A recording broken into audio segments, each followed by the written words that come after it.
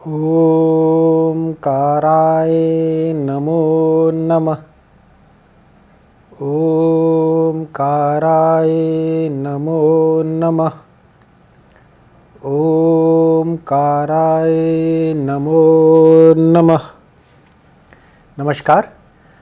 Last video में हमने बात करी थी राशियों के स्वामी की, लग्न के बारे में थोड़ा हमने जाना था कि लग्न को किस प्रकार से निर्धारित किया जाता है, किस प्रकार से असेंडेंट को हम कुंडली में उसका निर्धारण करते हैं एस्ट्रोनॉमिकल पॉइंट ऑफ व्यू से।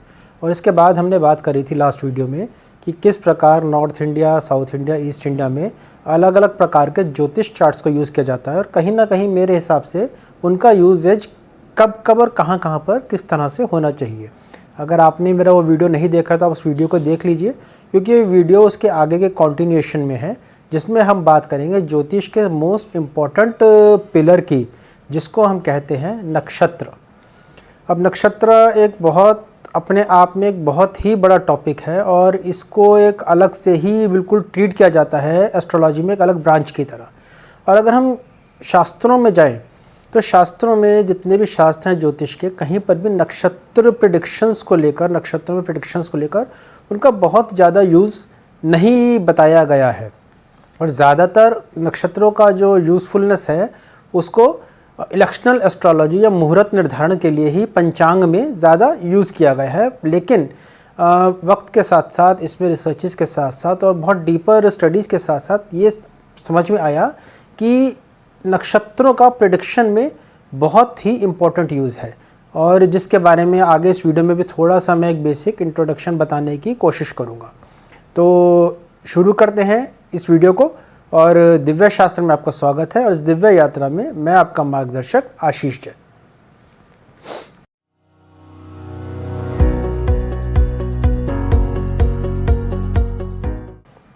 नक्षत्र शब्द, अब नक्षत्र शब्द का मतलब होता है, अगर नक्षत्र शब्द को दो हिस्सों में संधि विच्छेद करें, उसको ब्रेक करें, तो पहला उसका हिस्सा बनता है नक्ष और दूसरा क्षेत्र। नक्ष means to arrive, to approach, किसी चीज़ की तरफ जाना, और क्षेत्र होता है एरिया। तो कौन किसके एरिया में जा रहा है, तो ये डिनोट होता है मून के लिए। मून या चंद्रमा नक्षत्रों का स्वामी है। It is the planet of the night sky, it is the Lord of the night sky. और जो 27 नक्षत्र हैं, पौराणिक स्टोरीज़ के हिसाब से चंद्र देवता की 27 पत्नियों के यह नाम है, जो कि दक्ष प्रजापति की बेटियां हैं। तो 27.3 दिन की अपनी यात्रा में अप्रॉक्सीमेट हर रोज़ चंद्रमा एक नक्षत्र के ऊपर से गुजरता है, और यही जो है उस चंद्रमा का क्षेत्र है। तो जो नक्षत्र का पूरा जो क्षेत्र है वो उस पत्नी का कक्ष या घर है, और जो उस नक्षत्र का योग तारा है। योग तारा क्या होता है? नक्षत्र बेसिकली 4, 5, 6 स्टार्स के समूह के साथ बने हुए हैं। तो जो ब्राइटेस्ट स्टार जो होता है उसको उस नक्षत्र का योग तारा कहते हैं। जब चंद्रमा उस योग तारा के समीप होता है तो that is the perfect time जिस वक्त वो अपनी पत्नी के साथ होता है। तो नक्षत्र जो है चंद्रमा के ही 27 स्त्रियों के, 27 पत्नियों के, 27 वाइफ्स के कक्ष हैं, और चंद्रमा इसमें हर रोज़ एक एक नक्षत्र के ऊपर ट्रैवल करता हुआ 27 दिन में पूरे ज़ोडिएक की यात्रा को अपने कंप्लीट करता है। अब नक्षत्र शब्द का एक और संधि विच्छेद या डिस्ट्रीब्यूशन होता है। अगर हम इसको 3 हिस्सों में डिवाइड करें, नक, क्ष और त्र। नक means protecting during the night of destruction, और क्ष मीन्स डिस्ट्रक्शन, और त्र मीन्स प्रोटेक्शन। तो बेसिकली इसका जो रूट निकला है वो मंत्रा शब्द से है, जहाँ मंत्र और त्र को अगर हम 2 हिस्सों में डिवाइड करते हैं तो मन का मतलब होता है मनस और त्र मतलब होता है प्रोटेक्शन। तो जो चीज़ जो हमारे मनस को प्रोटेक्ट करती है वो मंत्र है। तो इसी प्रकार से जो नाइट नख को नख के डिस्ट्रक्शन से जो प्रोटेक्शन देता है वह नक्षत्र है। तो इस प्रकार से नक्षत्र को हम समझ सकते हैं, या फिर नक्षत्र को हम एक और इस तरीके से भी कह सकते हैं, protector which can't be destroyed.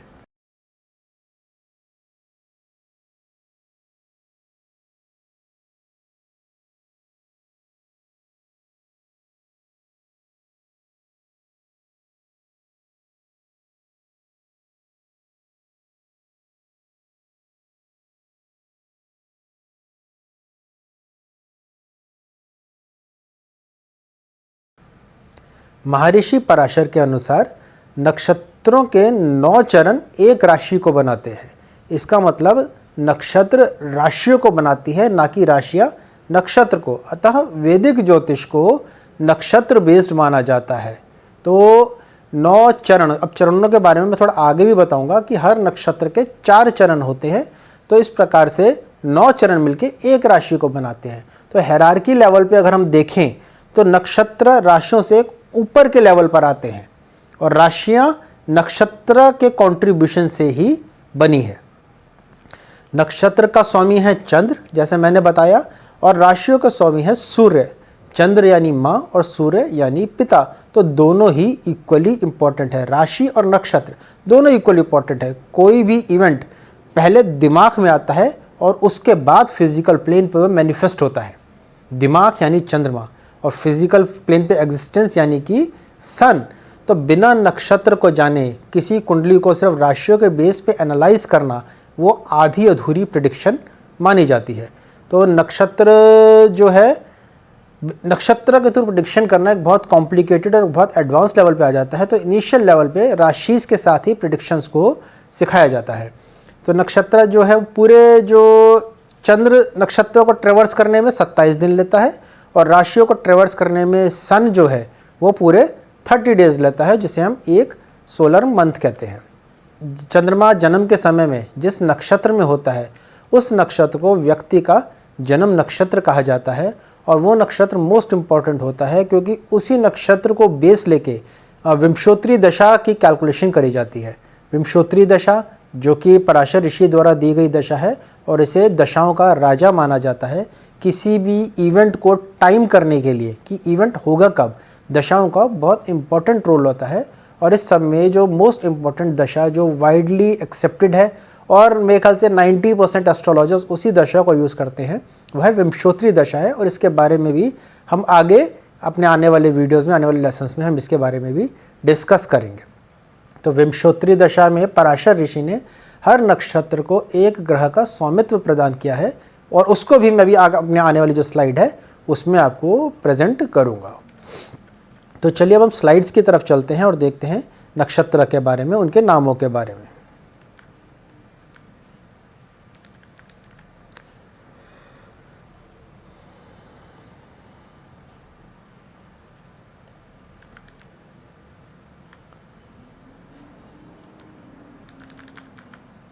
अब देखिए, ये हैं हमारे 27 नक्षत्र।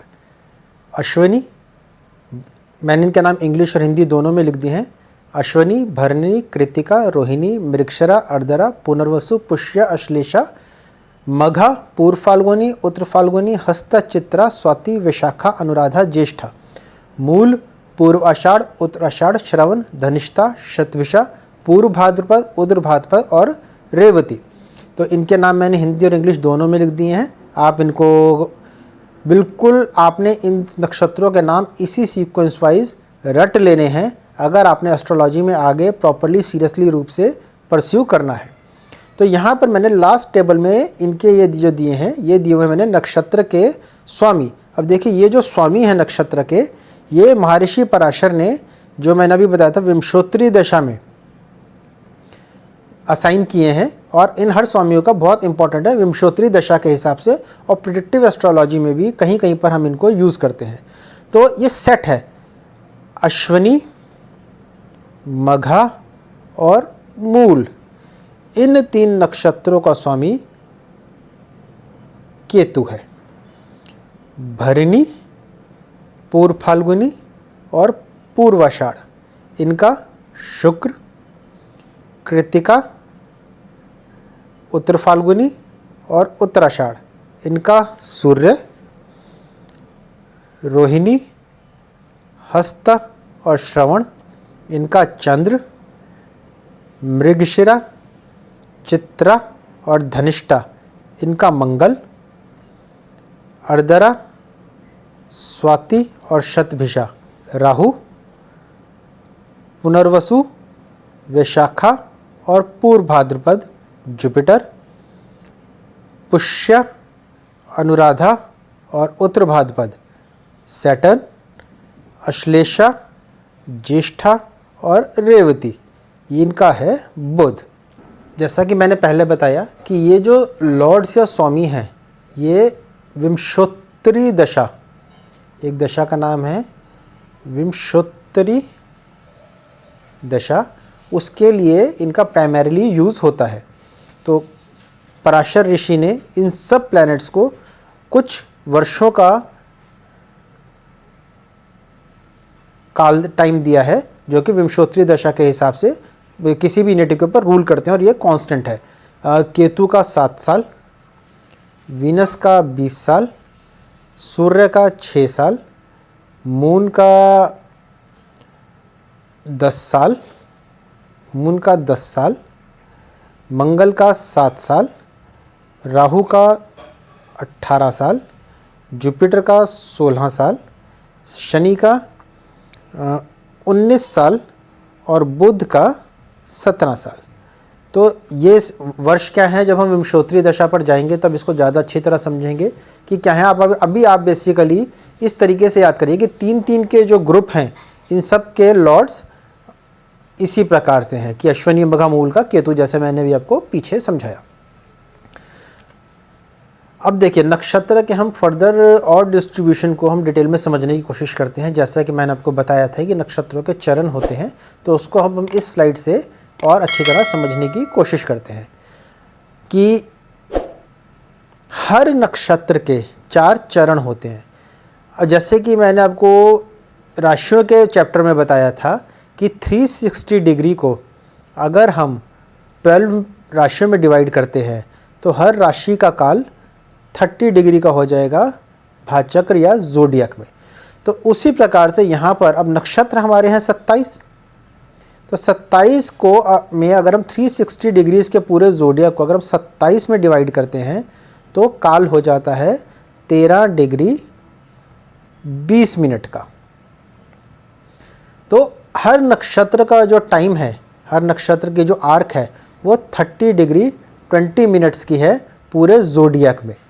तो 27 नक्षत्र में, और इन 13 डिग्री 20 मिनट्स को अगर हम फर्दर 4 पार्ट्स में डिवाइड कर दें तो पार्ट बनता है 3 डिग्री 20 मिनट का, और ये हर नक्षत्र में एक चरण को डिनोट करती हैं। जैसे यहाँ पर देखिए अश्विनी, अब एरीज़ है, एरीज़ राशि को अश्विनी, भरणी और कृत्तिका, इन 3 नक्षत्रों ने मिलके बनाया। तो अश्विनी के 4 चरण,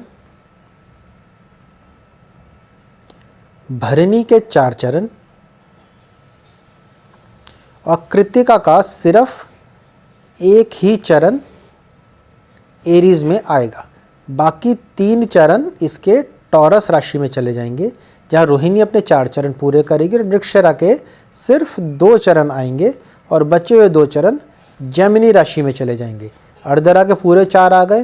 पुनर्वसु ने यहाँ पर 3 चरणों को डिनोट किया और एक चरण पुनर्वसु का कैंसर में चला गया या कर्क में चला गया, और पुष्य और अश्लेषा इसके 4 चरण पूरे हो गए। तो इसी प्रकार से आगे रेपिटेशन होता चला जाएगा, और इस प्रकार से 9 चरणों को मिला के हर नक्षत्र ने, हर 2.25 नक्षत्रों ने एक राशि को कंट्रीब्यूशन करके बनाया।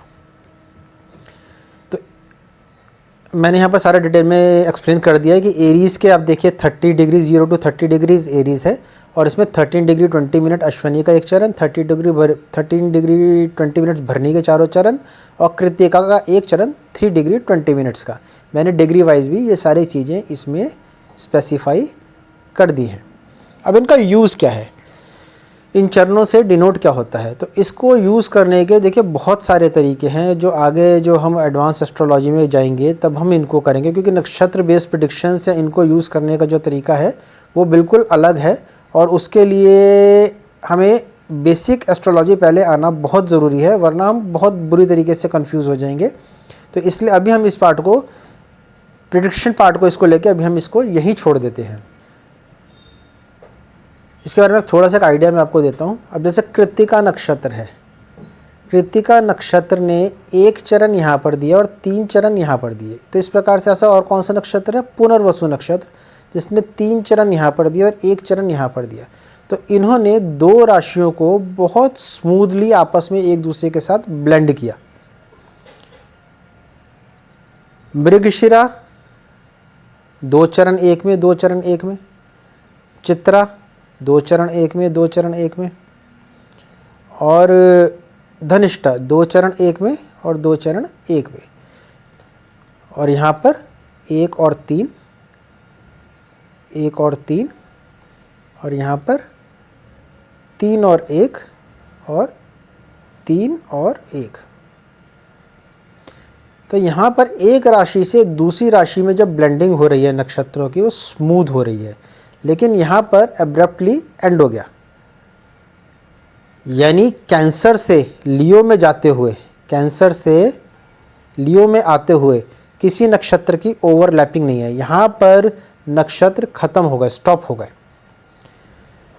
तो इसीलिए अश्लेषा के लास्ट में, या मघा के शुरू में, या ज्येष्ठा के लास्ट में, या मूल के शुरू में, या रेवती के लास्ट में और अश्विनी के शुरू में अगर कोई भी प्लैनेट हॉरोस्कोप में होता है, हॉरोस्कोप में अगर कोई भी प्लैनेट यहाँ पर होता है, तो उसको हम कहते हैं गंड मूल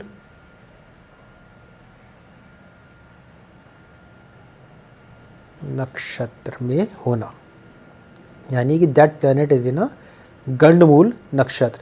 नॉर्मली ये जो टर्म है, ये जन्म के समय जो मून होता है, जो चंद्रमा होता है, अगर वो होता है तो इसको एक बहुत बड़ा दोष माना जाता है, जिसके दोष निवारण की पूजा भी होती है। अलग अलग चरणों में चंद्रमा के होने के अलग अलग रिजल्ट्स हैं, जो पंचांग में भी कई बार मेंशन्ड होते हैं, और उनके बारे में, उनके अलग अलग जो व्यक्तियों के जीवन में उसके इफ़ेक्ट्स आ सकते हैं, जिसके बारे में हम फिर कभी आगे डिस्कस करेंगे।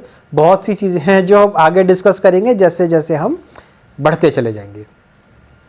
तो ये तो हुआ एक तरीका।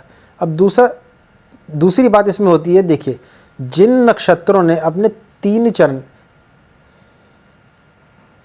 एक राशि में दिए और 1 चरण दूसरी राशि में दिया है, वो हैं कृत्तिका, उत्तर फाल्गुनी और उत्तराषाढ़, और पुनर्वसु, विशाखा और पूर्व भाद्रपद।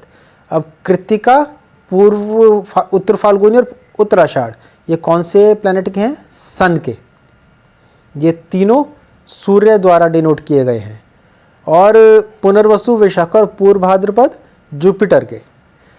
तो इनको हम बोलते हैं, एक मिनट में स्लाइड पहले क्लियर कर देता हूँ।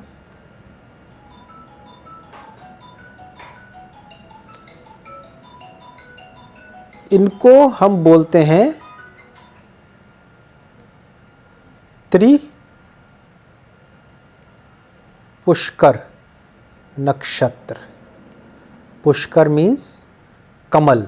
एक कमल की 4 पंखुड़ियों की तरह हर नक्षत्र के 4 चरण हैं। तो इन्होंने 3 चरण एक राशि में दिए हैं, तो ये हैं त्रिपुष्कर नक्षत्र। ये 6 नक्षत्र हैं त्रिपुष्कर नक्षत्र। और जिन नक्षत्रों ने 2-2 चरण एक राशि में दिए हैं, 2 चरण एक राशि में, 2 चरण एक राशि में से 3 नक्षत्र हैं, मृगशिरा, चित्रा और धनिष्ठा। ये इन तीनों का रूलर है मार्स। इनको हम बोलते हैं द्विपुष्कर नक्षत्र। अब देखिए, त्रिपुष्कर और द्विपुष्कर नक्षत्रों का इलेक्शनल एस्ट्रोलॉजी यानी मुहूर्ता में बहुत ज़्यादा यूज़ होता है योगास, बेनिफिक योगास बनाने के लिए। और प्रेडिक्टिव एस्ट्रोलॉजी में भी अगर कोई प्लैनेट इन नक्षत्रों में, इनके इन चरणों में होता है, तो उसका भी जो है स्पेशल एक रोल हो जाता है, और वो प्लैनेट्स जो हैं रिजल्ट्स ज़्यादा अच्छी तरह और ज़्यादा वाइब्रेंटली देने की पावर रखते हैं। तो इस प्रकार से नक्षत्रों के बहुत सारे यूजेस हैं, जो कि हम धीरे धीरे आगे चलते चलते अपने सीखेंगे। तो इसी के साथ मैं इस वीडियो का अंत करता हूं। और ये नक्षत्रों का एक बेसिक वीडियो था, जिसमें मैंने आपको नक्षत्रों के स्वामियों के बारे में, विंशोत्तरी स्वामियों के बारे में बताया, और मैंने बताया किस प्रकार से नक्षत्रों के चरण डिस्ट्रीब्यूशंस राशियों में होते हैं, और किस प्रकार से हम कहीं ना कहीं उनका प्रेडिक्टिव एस्ट्रोलॉजी में फ्यूचर में जाके यूज़ कर सकते हैं। तो अगले वीडियो में आपसे फिर मुलाकात होगी, जिसमें कि हम इसी टॉपिक को, अपने वैदिक ज्योतिष के टॉपिक को आगे कंटिन्यू करते हुए अपने नेक्स्ट चैप्टर की तरफ जाएंगे। देखिए, ये जो कोर्स है ये बहुत फंडामेंटल लेवल का है, तो मैं अभी सिर्फ उतनी इन्फॉर्मेशन पास ऑन करने की कोशिश कर रहा हूँ जिससे कि आपको ये बेसिक जो टर्मिनोलॉजी है एस्ट्रोलॉजी की, वैदिक ज्योतिष की, ये सारी आपको समझ में आनी शुरू हो। तो जब आपको ये समझ में आ जाएगी तो उसके बाद कहीं फिर आप आगे एडवांस लेवल की ओर अपना आगे बढ़ सकते हैं। तो अगर आपको ये वीडियो पसंद आया हो, आपको नक्षत्र के बारे में थोड़ी बेसिक नॉलेज मिल गई हो, आपको समझ में आया हो कि नक्षत्र क्या होते हैं, तो वीडियो लाइक करिए, शेयर करिए, चैनल को सब्सक्राइब कीजिए, क्योंकि आने वाले वीडियोज़ अब धीरे धीरे और स्पेशलाइज्ड और इंटरेस्टिंग होते चले जाएंगे और धीरे धीरे हम एस्ट्रोलॉजी के मेन पार्ट की तरफ बढ़ रहे हैं, जो आपको अभी पता नहीं चल रहा होगा। लेकिन अब जब 8वें 9वें 10वें वीडियो पहुँचेंगे तो आपको पता चलेगा आपको काफ़ी वैदिक एस्ट्रोलॉजी आ चुकी है। और आने वाले जो अब 2-3 वीडियोज़ होंगे वो बहुत इंपॉर्टेंट होंगे इस रिस्पेक्ट में कि अगले वीडियोज़ में भावों के कैरेक्टरिस्टिक्स, जो हाउसेस के कैरेक्टरिस्टिक्स हैं उनके बारे में बात करेंगे, फिर हम प्लैनेट के कैरेक्टरिस्टिक्स के बारे में बात करेंगे, फिर हम राशियों के कैरेक्टरिस्टिक्स के बारे में बात करेंगे। और जो कारकत्व या कैरेक्टरिस्टिक्स बोला जाता है ये एस्ट्रोलॉजी के बेस हैं, often neglected but most important.